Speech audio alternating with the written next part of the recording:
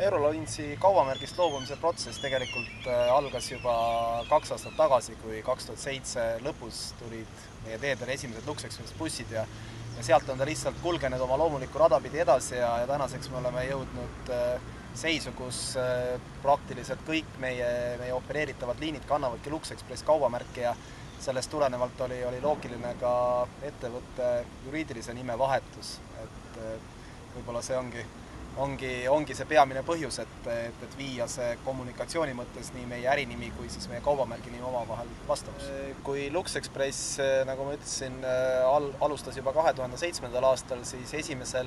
juunil alustab meil Eestis opereerimist ka meie teine uus kaubamärk ehk siis Simple Express, mis alustab alguses Tallinn-Riia liinil 3 korda päevas, 15. juunist alates ka Tartu-Riia liinil ja mis on siis suunatud sellisele võib-olla noorele seljakotireisijale, kelle jaoks hind on peamine argument, et tulevikus Lux-Express ja Simple Express.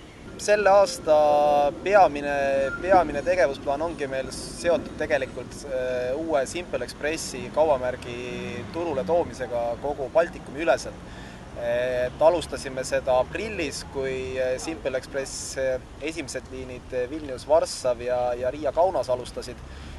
Nüüd siis järgnevad Tallinn-Riia ja Tartu-Riia ja sügisel plaanime jõuda ka Tallinn-Peterburi liinile. Et see on selle aasta selline põhifookus.